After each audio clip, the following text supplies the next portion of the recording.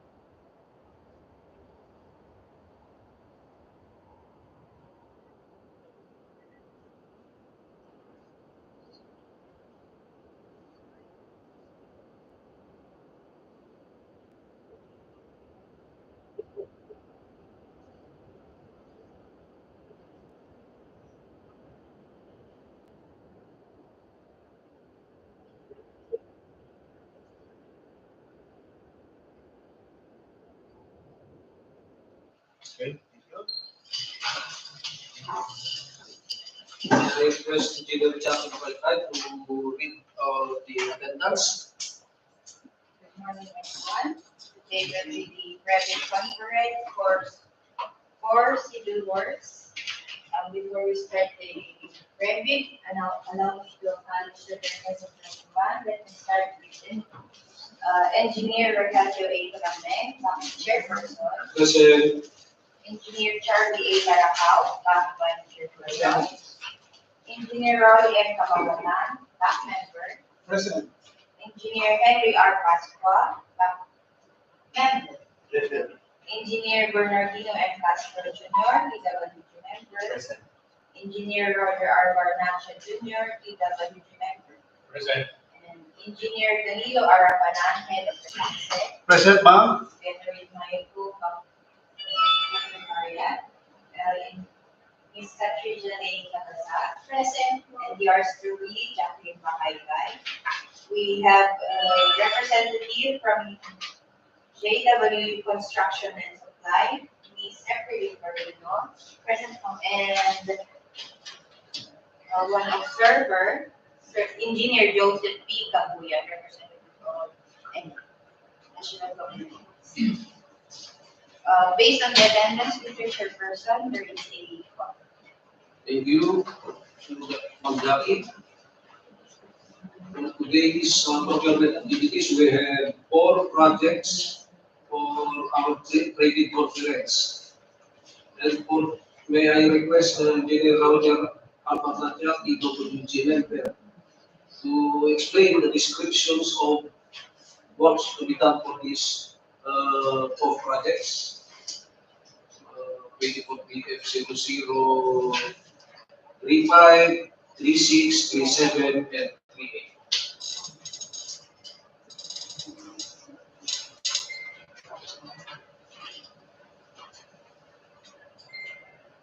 For the first project for this private conference, we have 24 BF 0035, Convergence and Special Support Program, SIPAG, access roads and or bridges from the national roads leading to major or strategic public buildings or facilities.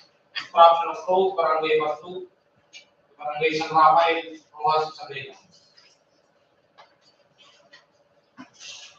For the item number and description, for Part A, facilities for the engineer. For Part B, other general requirements. For Part C, earthworks. Item 101, clearing and graving. Item 102, 1A, unsuitable excavation.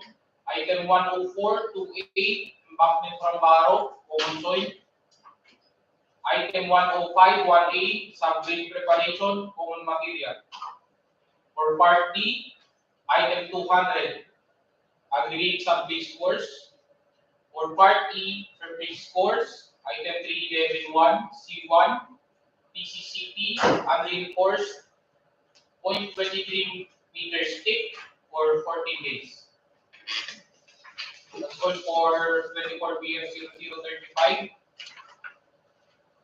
For the next project, 24 BF0036, completion of multi-purpose building at Barangay Pulay. Location, Una, Isabela. For part 1, facilities for the engineer. For part 2, other general requirements. For part 3, civil, mechanical, electrical, and sanitary or plumbing works. For subpart for part 3, part A, earthworks, item 8211, removal of structures and construction. Item 8031A, structure excavation, common soil. Item 8041A, embankment from roadway or structure, common soil. Item 8042A, embankment from barrow, common soil. Item 8047, gravel fill. For part B, plain and reinforced concrete works. Item 901C, structural concrete, class A, 3,000 PSI for 28 days. Item 902181, reinforcing steel, reform, grade 40. For part C, item 10015B, catch basin, CHB. Item 10019, storm drainage and downspout. Item 10042, finishing hardware. Item 10132A2, obligated metal roofing accessory, gauge 26.551 mm, flashing. Item 10132B1, obligated metal roofing accessories, gauge 24, 0.701 mm for ladders. Item 10141B1, deflated metal sheets above 0.427 mm, ring type, long span. Item 10182, unglazed tiles. Item 1027, cement plaster finish. Item 1032, 1A, painting works, masonry or concrete. Item 1032, 1C, painting works, steel. Item 1046, 2A1, CHB, non-load bearing, including reinforcing steel, 100 mm thick. Item 1046, 2A2, CHB, non-load bearing, including reinforcing steel, 150 mm thick. Item 1047, 8B, structural steel, purlins. For part D, electrical. Item 110010, conduits, access and fittings, conduit works or conduit racking. Item 1101, 33, wires and wiring devices. Item 11021, panel board with main and branch breakers. Item 11031, lighting fixtures. That's all for project ID number 24BF0036. For the next project, 24BF0037, construction, completion of multi-purpose building, location, Barangay Mararigue, Mallig, Isabela. For part 1, facilities for the engineer. For part 2, other general requirements. For part 3, civil, mechanical, electrical, and sanitary or plumbing works. For subpart A, earthworks. Item 8031A, structure excavation, common soil. Item 8042A, embankment from barrow, common soil. Item 8047, gravel fill. For part B, plain and reinforced concrete works. Item 901C, structural concrete, class A, 3,000 PSI for 28 days. Item 902181, reinforcing steel, deformed, grade 40. For part C, finishing. Item 10015B, catch basin, CHB. Item 10019, storm drainage and downspout. Item 10042, finishing hardware.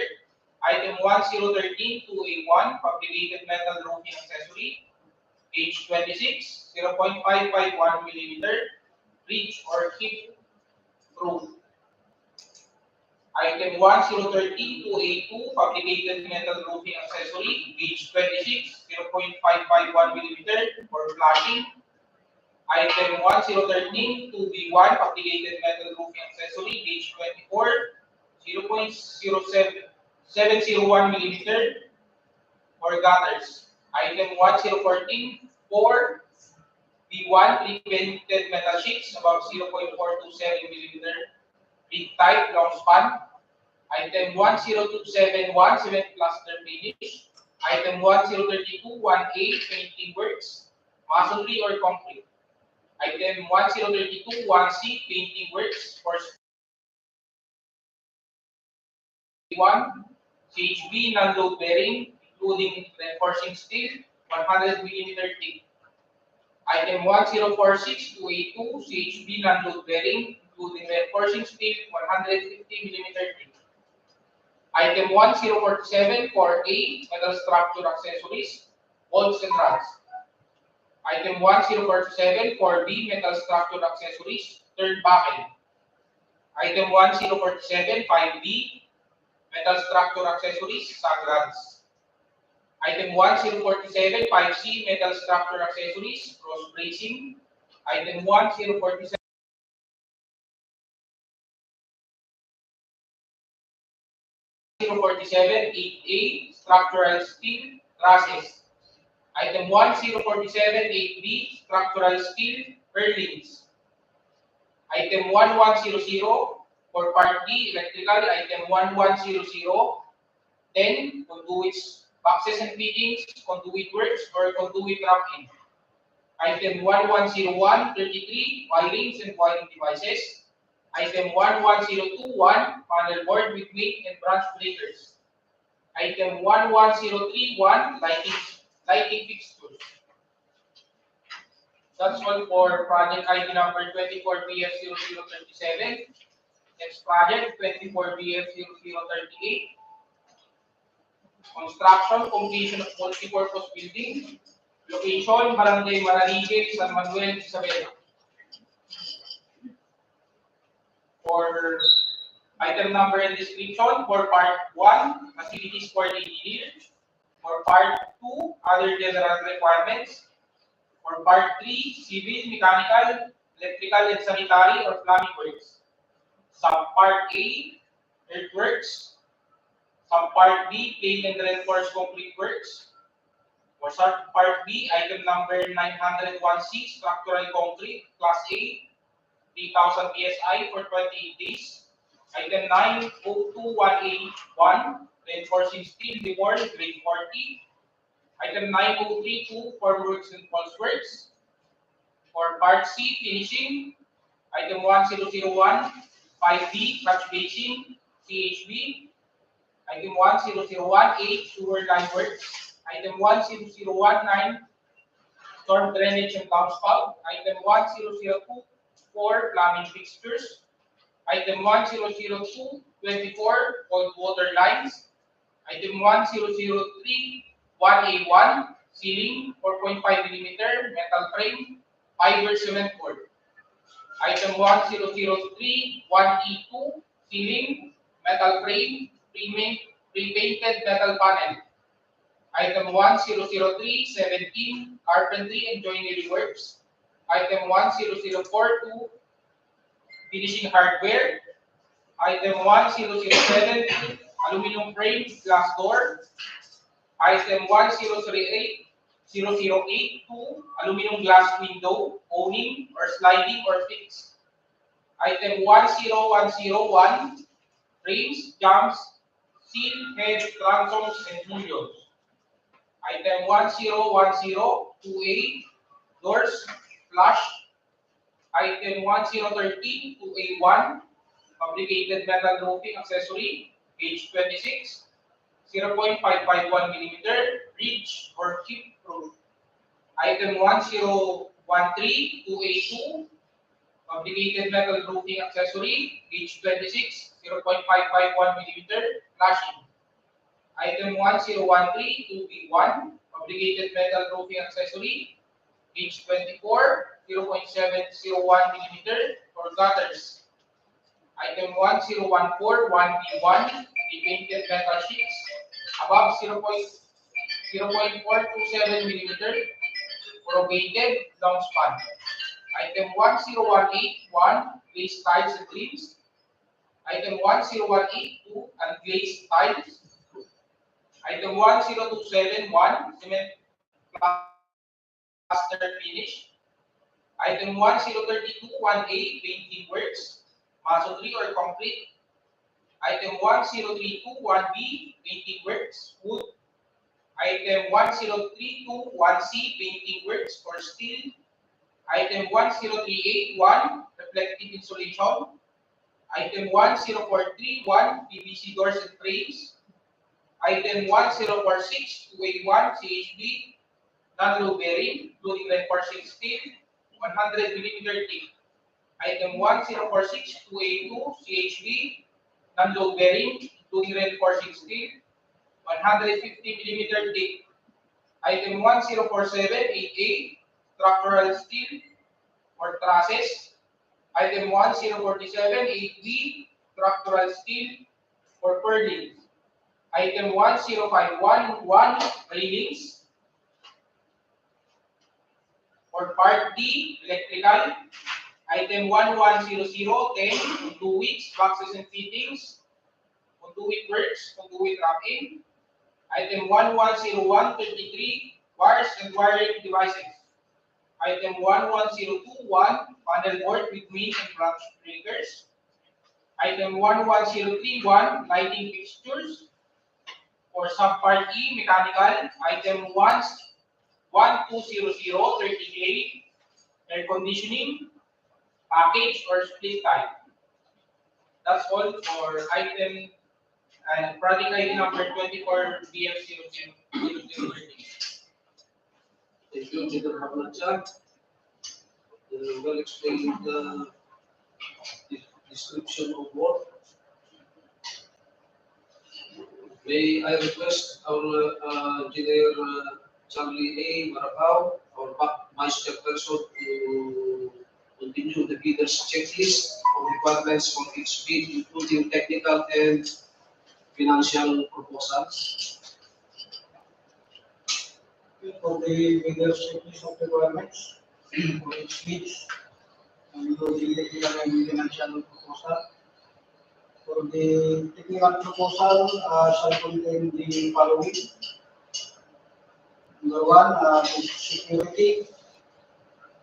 Number two, duly initiated organizational chart of the contract to the bid. Number three, duly initiated contractors list personnel for the contract. Number four, duly initiated list of contractors major equipment.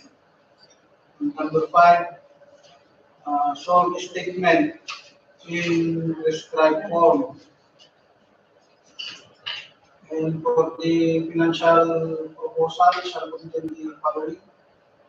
Number one, duly signed the form. Number two, duly signed the prices and the bill of quantities. Number three, duly visual detailed estimates. Number four, duly initiated cash flow by quarter. And please take note that any missing, incomplete, or patently insufficient document in the above mentioned checklist is a ground for outright rejection of the bid. And other important documents the eligibility requirements, and these documents must be updated regularly to the civil work registry in order not to be failed in the electronic processing result prior to the opening of bid. So for the legal documents, registration certificate from SEC or Department of Trade and Industry. Number 2, mayor's or business permit issued by the city or municipality where the principal place of business of the prospective bidder is located. And number 3 is the tax clearance was finally reviewed and approved by the Bureau of Internal Revenue. That's all for the legal documents and for the technical documents.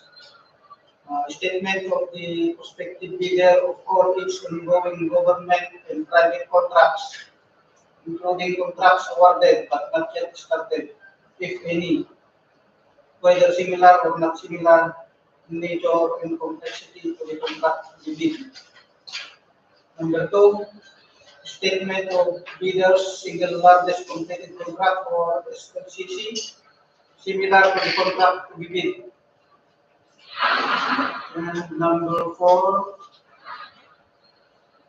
a valid Philippine Contractors Accreditation Board or pickup license, or a special pickup license in case of loan issue.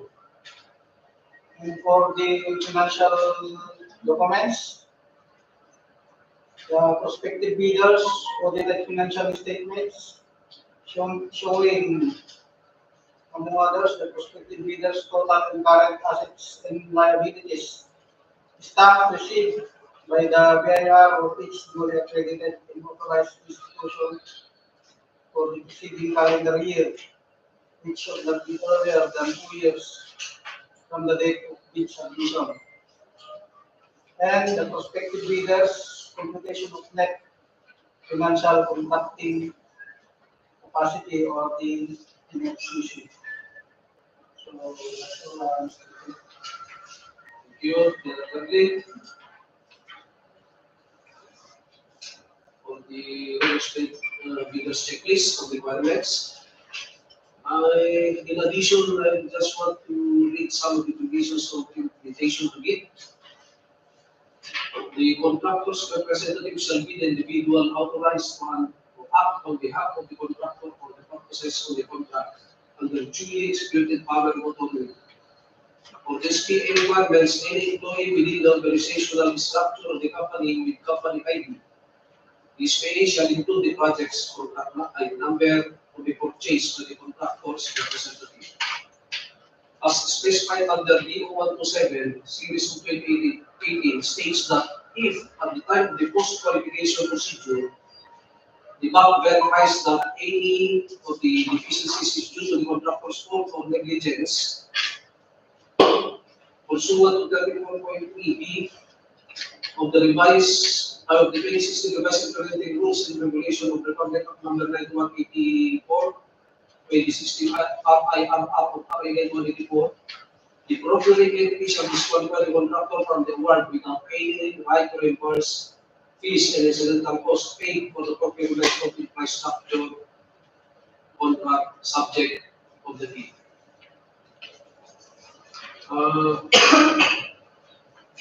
May I request everyone that we have 15 minutes break before we proceed to the opening of Port Civil Works project, Maya.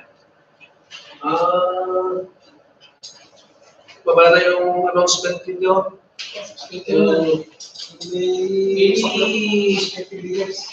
Any questions, clarification from our prospective leaders? If that having no other questions, clarifications to be made, the meeting for the credit conference.